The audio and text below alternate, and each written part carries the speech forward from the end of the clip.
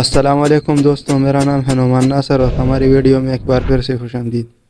دوستوں، اپنے S scientist کے بارے میں بہت سنا ہوگا جنہوں نے اپنے انوینشن سے پوری دنیا کو حیران کر دیا، اور ان کے انوینشنز نے پوری دنیا کی تقدیر بدل دی، اور وہ آج تک ہمیں یاد ہے۔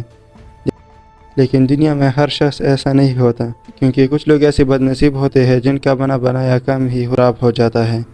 اس ویڈیو میں ہم کچھ ایسے سائنٹسٹ کا ذکر کریں گے جو اپنی ہی انوینشنز کی وجہ سے مر گئے، یعنی ان کو اپنی ہی انوینشنز نے مار دیا۔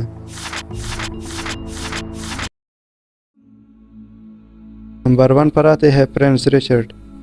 یہ شخص ایک انوینٹر ہونے کے ساتھ ساتھ ایک درزی بھی تھا، پر اس کو اڑنے کا بہت شوق تھا۔ اس نے اپنے لیے ایک فلائنگ سوٹ بنانے کا فیصلہ کیا، اور 3 سال لگاتار محنت کے بعد اس نے اپنے لیے ایک فلائنگ سوٹ بنایا، اور جب اس کو چیک کرنے کی باری آئی تو یہ ایپل ٹاور پر چڑھ گیا، جس کی لمبائی تقریباً 330 میٹر ہے، اور لوگوں کو بھی جمع کیا اور اپنے انوینشنز دکھانے لگا کہ دیکھو میں کیسے اڑتا ہوں۔ اور پھر جب اس نے وہاں سے چھلانگ لگائی تو سیدھا اوپر پہنچ گیا، اور اس کے اڑنے کا شوق بھی پورا ہو گیا۔ اس کے بعد پروگرام جاری رہا یا ختم ہو؟ نہیں، پروگرام کدھر جاری رہا، پروگرام تو اڑ گیا۔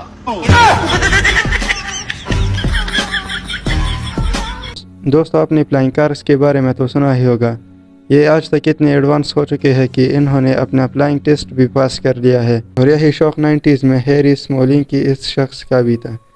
اس کو فلائنگ کار بنانے کا بہت شوق تھا، اور یہ جنون اس کے سر پر سوار تھا۔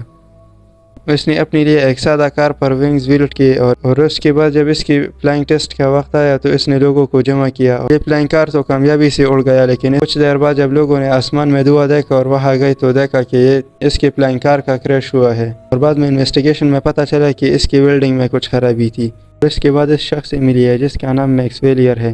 اس کو اڑنے کا نہیں بلکہ اڑانے کا شوق تھا، میرا مطلب اسپیس کرافٹ۔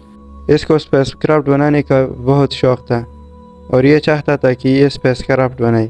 اس کے ذہن میں ایک سوچ آیا، اور اس نے اپنی گاڑی پر 2 بڑے بڑے سائلنڈرز انسٹال کیے۔ جب اس نے یہ انسٹال کی پہلی بار جب اس پر ٹرائی کیا تو یہ گاڑی تقریباً 232 کلومیٹر پر ہاور سے چل رہی تھی، لیکن اس کو تو اسپیس جانا تھا، اس لیے اس نے سوچا کہ یہ اس میں جو فیول استعمال کرتا ہے وہ چینج کروائے گا اور اس سے ہائی کوالٹی فیول ڈلوائے گا اس میں۔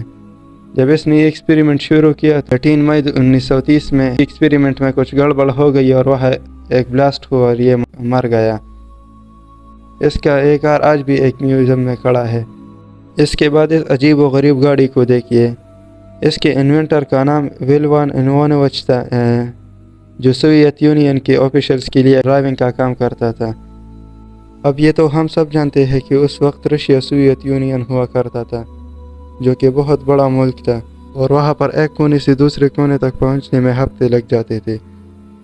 اس مشکل کو حل کرنے کے لیے ویلیرین اس وقت جب 25 سال کا تھا تو اس نے ایک نئی انوینشن کرنے کا ارادہ کیا، اور اس نے یہ عجیب و غریب گاڑی تیار کی جو چلے گا تو ریل کی پٹری پر، لیکن اس میں جہاز کا انجن فٹ کیا گیا تھا، اور اس کے پیچھے ایک پروپیلر بھی لگایا گیا تھا جس سے اس کی اسپیڈ فوراً ہی بڑھائی جا سکے۔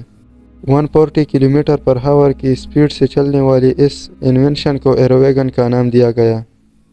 یاد رہے کہ یہ بات 1921 کی ہے، اور اس وقت میں اتنی اسپیڈ اچیو کرنا بہت ہی مشکل تھا، اور ان کے لیے یہ پہاڑ کی بات تھی۔ یہ بات پوری سوویت یونین میں پھیل گئی اور سب لوگ بڑی شدت سے اس کا انتظار کرنے لگے۔ 24 جولائی 1921 کو اس کا پہلا رن ٹیسٹ ہوا۔ ماسکو سے تقریباً 200 کلومیٹر دور ایک شہر تک ایروویگن کو سفر کرنا تھا۔ اس میں ویلیرین اور ساتھ میں کچھ ساتھی بھی سوار تھے۔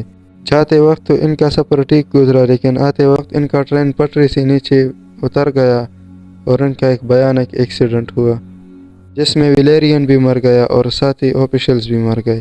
اور آخر میں ٹائٹینک کی بات کرتے ہیں، جس کا انوینٹر توماس انڈریو بھی ان مسافر میں شمار تھا جو کہ ٹائٹینک میں سفر کر رہے تھے، اور ٹائٹینک ایک آئس برگ سے ٹکرا گیا جس کی وجہ سے یہ ڈوب گیا اور تمام لوگ مارے گئے، جس میں اس کا خود انوینٹر بھی مر گیا۔ جی تو دوستو، کیسی لگی آپ کو ہماری آج کی ویڈیو؟ اگر ویڈیو اچھی لگی ہو تو لائک کر دیں، مزید ایسی ویڈیوز دیکھنے کے لیے ہمارے چینل کو سبسکرائب کر دیں۔ ملتے ہیں ایک نئی ویڈیو میں، اللہ حافظ۔